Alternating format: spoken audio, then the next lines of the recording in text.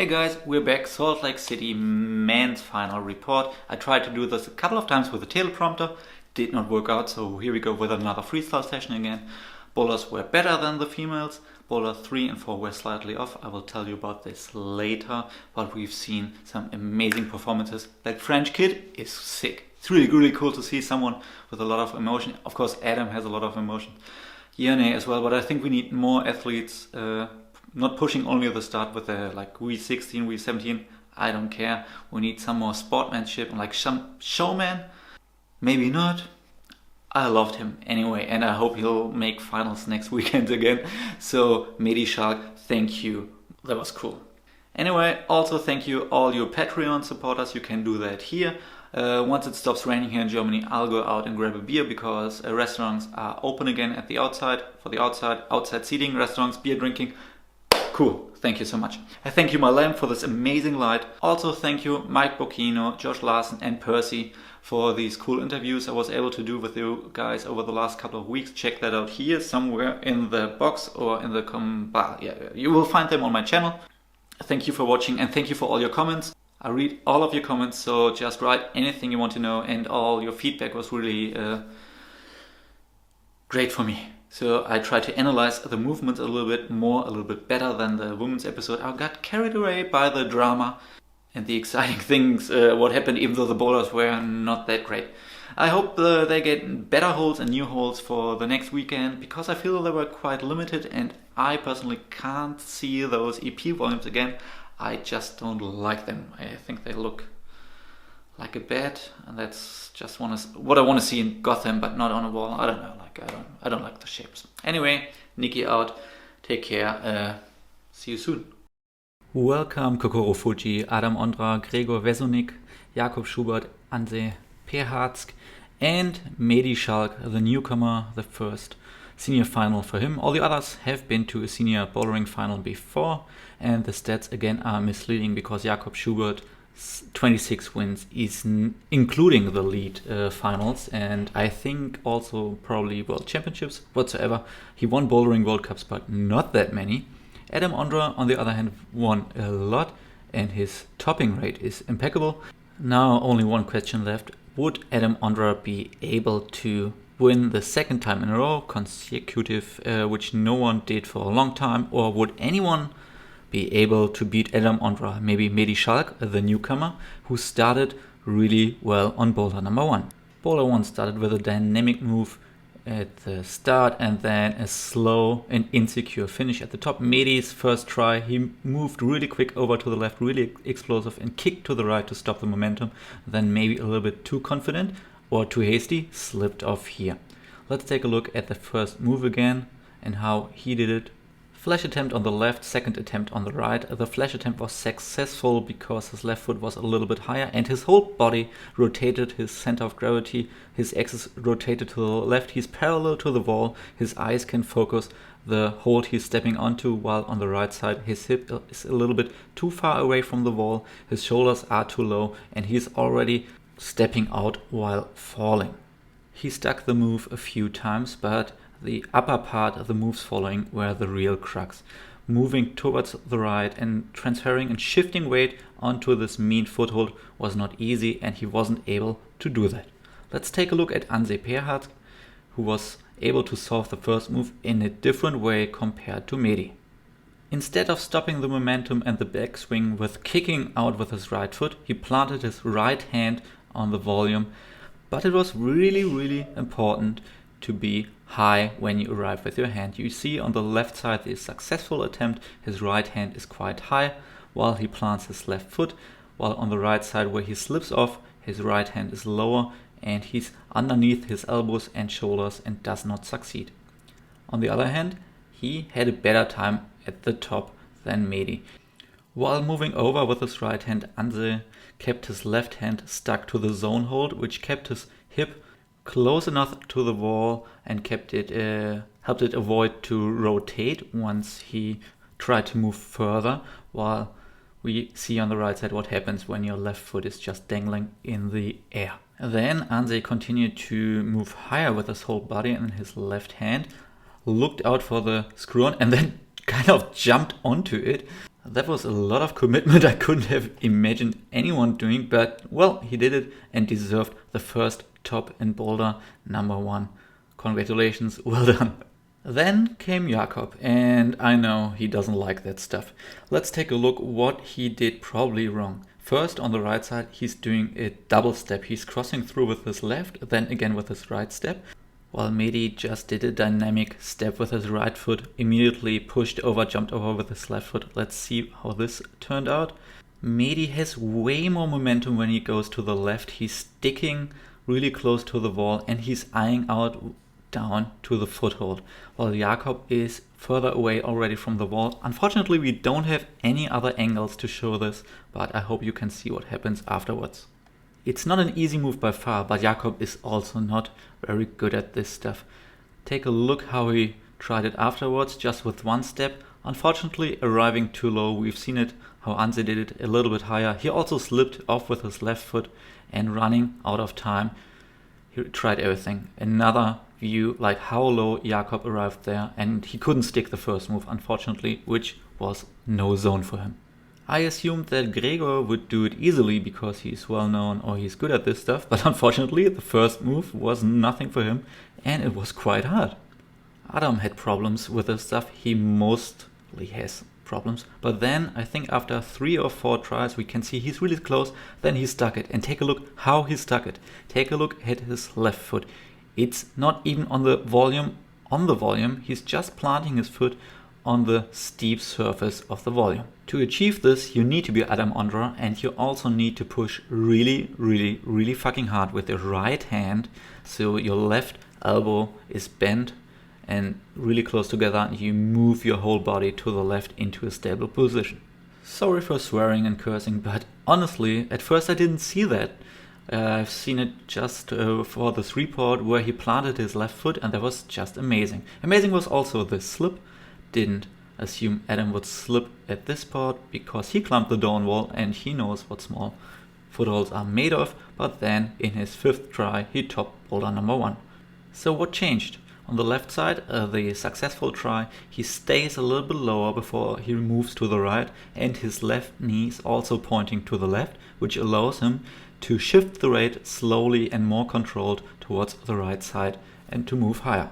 Last starter out, Kokoro was even able to find another beta. Take a look at the right side, he plants his right foot on the volume, which makes it even easier to push with the right hand because your left leg is just moving further towards the left and keeps your hip in a good position.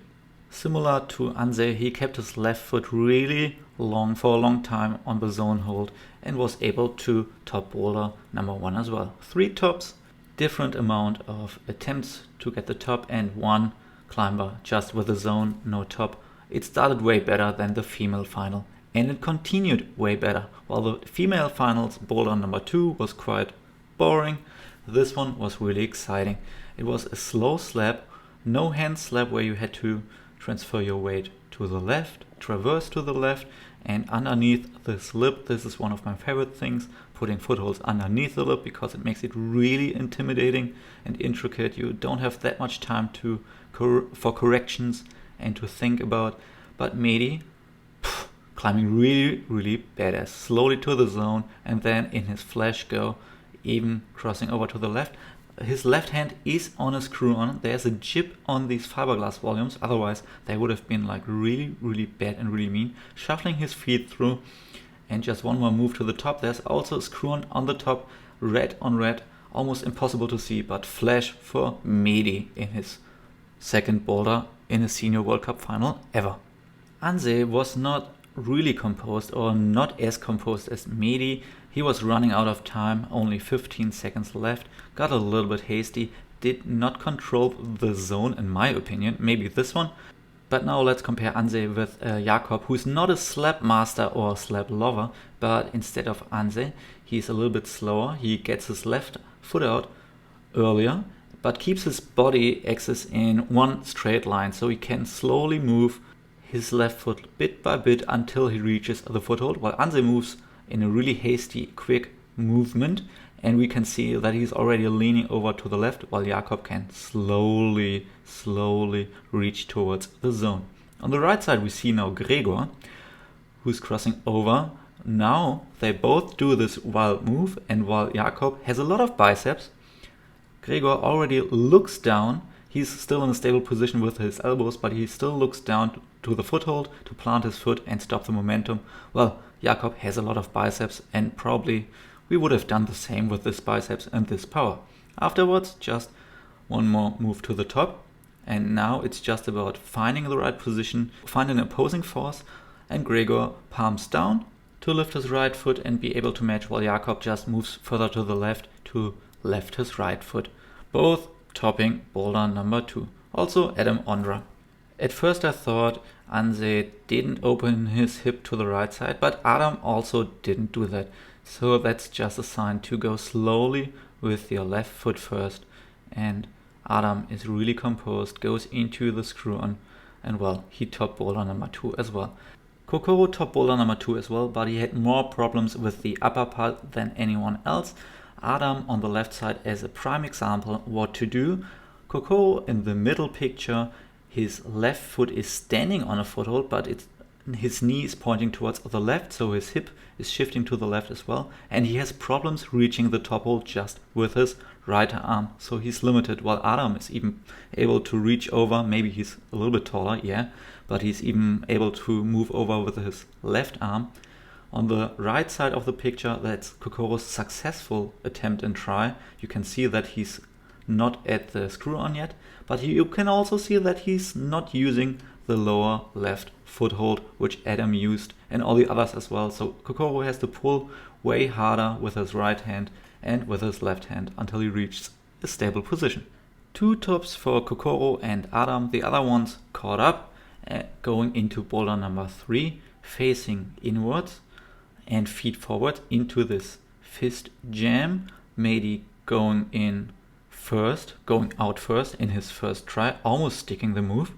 Maybe his heel didn't stick as good, or his heel toe jam, always really interesting. In his second try though, it stuck way better. That looks really not comfortable, but afterwards, once he got the screw on, Mejdi moved really confident, powerful, and also easy breezy through the upper part of the boulder. And I know looking back now that the upper part is not as difficult as it could have been. All these if, could, whatever sentences. The upper part was too easy, friends.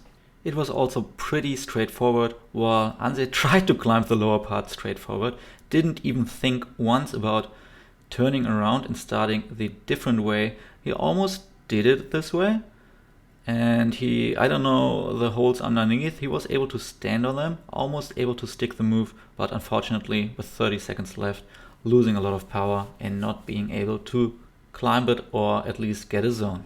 Jakob tried the campus method for the first move as well, but then he switched methods and betas, and that's pretty important. Even though he's really experienced, he knows when to be flexible, not only in his body but also in his mind, and sticking this heel toe jam in the rest of the boulder wasn't a real problem for Jakob Schubert. What could the setting team have done differently? Probably doing something with the black volume, which comes up now, because you're just hiking left, right, you have a good heel hook on the left, and the volume is completely chalked up, the lip, you can see that. Maybe they were trying the whole boulder without the screw on top of the volume. I'm pretty sure this could have been done if you just added another heel hook on the right side of the furthest right pinch, but maybe they wanted exactly this and thought the beginning is hard enough. It was difficult enough for sure for Gregor, who faced the wrong way in the wrong way beta. It was really confusing for him and the audience, I guess. Then he got kind of confused with his feet, which foot was supposed to go in there and jam, and he was not able to climb boulder number 3, unfortunately. Very impressive performance by Mejdi, sending it second try and already being on the right way, choosing the right beta in your first try, while Gregor and Kokoro, seasoned competition climbers and finalists, Kokoro won a couple of finals, Gregor won one, were not able to do boulder number 3 and not even do the first move. This is such a confusing position, so I'm not sure I can explain it properly, what's happening there or what's necessary. that it works, but I can tell you it's way easier if you have two handholds on the left and on the right and can move in between them than having only one handhold on the right, which Kokoro has, because if he's pushing with his right leg now, he's just pushing into the right arm. He's kind of pushing away and downwards, while Mejdi pulls backwards, confusing, head down, but as soon as he pulls and his right leg gives him some stability, he can move and push higher with his left leg and get the jam in. I love how confident Mejdi moves through the upper part while Adam is moving confident. Of course, he's Adam Ondra, but still looking for every stable position and tries to stick his left heel hook even for a longer time here on the left side in this jib on the screw on, even though when he goes to the black volume, while Mejdi is already at the top, Adam still looking for heel hook on the right side, moving really safe and slowly to the top as well in his flash go. And because Mejdi flashed boulder 2 and 3, Jakob flashed boulder number 2 and climbed boulder number 3 in 2 attempts, they moved forward into position 2 and 3, right behind Adam Ondra, the big favorite again. And now the grand finale, boulder number 4, which looked like a really boring boulder. It still looks like a really boring boulder. It looks like a qualification block, just 5-6 holes on the wall, no volume, a red on the right, a red on the left. It wasn't a bad boulder, but come on. Going into the undercling, matching hands, and then bumping again with the left hand into another undercling, moving into top hold. It looked so easy. But Mejdi, on the other hand, made a big show out of it. So boulder bad, Mejdi incredible. And that's what I want to see. I want to see kids and people just enjoying climbing, being really psyched, throwing stuff around, being angry. Finally, a great show. Someone who climbs with so much commitment and so much flair and style. Like, that's almost as good as skateboarding, I gotta say. So we are getting there, friends. Anze got to the top, but he did not get it. And it's really hard to tell you why. It's a little semi-dynamic pogo with the right knee initiating the momentum. And now let's compare what Mejdi is doing on the left side. He is continuing to pull and to push with his left hand. It's hidden by his hip, but he has a longer control, establishes control with the left hand, pushes harder. He also gets the pinch probably a little bit better, but maybe the same direction. But he gets the momentum and carries it to the left side, so the side pull becomes a better hold, while Anze is straight underneath it, maybe a little bit too far to the right. His left hand is keeping him on the right side and he falls down. Mejdi, following and swinging through to the left, uses the red to kill the momentum. The first move was really easy. I like that it had like two different kind of dynamic moves, but as mentioned before, first move was way too easy. The traverse to the left was boring, powerful, but really boring, and I think it did look really great for the last boulder of a competition. I think Jakob was able to stand as long as possible. You can see that his body is not swinging wildly on the left foothold. He has the same height, I don't know, as Anze, and maybe he was more powerful. Gregor also wasn't able to do it. His hip is far away from the wall and his body doesn't move to the left. So only Adam Ondra left. If he climbs this boulder, he will win the competition, will win the second Boulder World Cup in a row. And honestly, this boulder was not difficult enough for Adam Ondra. He climbed it very easy. Spoilers ahead, but even though the foothold is bad and turned in a really mean direction, Adam Ondra is tall and he's strong and he's so good that he's able to swap his feet. Like, who would have been able to swap his feet on that foothold in this position? Only Adam Ondra. And he wants to hear the crowd. First Bouldering World Cup with a crowd in a long time. Congratulations, Adam Ondra. That was crazy good to see. Kokoro needed a few tries to stick the move, but from this perspective you can see that it's pretty cool to keep on pushing with the left hand so your body swings to the left, and once you get the red, you are in a stable position to hold on to the top hold. Thank you again, Adam Ondra, for showing us who's the world's best plastic climber, but I hope Tomoe Narasaki will come to the next Salt Lake City World Cup. I don't know whether he's traveling to the United States for next weekend. I'd like to see in my opinion, best 2 climbers on plastic in the world right now, competing against each other. Otherwise we have to wait for the Olympic Games. Anyway, the show belongs to Mejdi Schalck, and this whole boulder competition was way better than the women's finals. We had way more tops than expected. We still had a clear ranking. Was it too easy? Was it too hard? I think boulder number 4 could have been way better presented. It looked boring. The more often I take a look at it, I'm bored more and more. It could have been way better. But we have a ranking.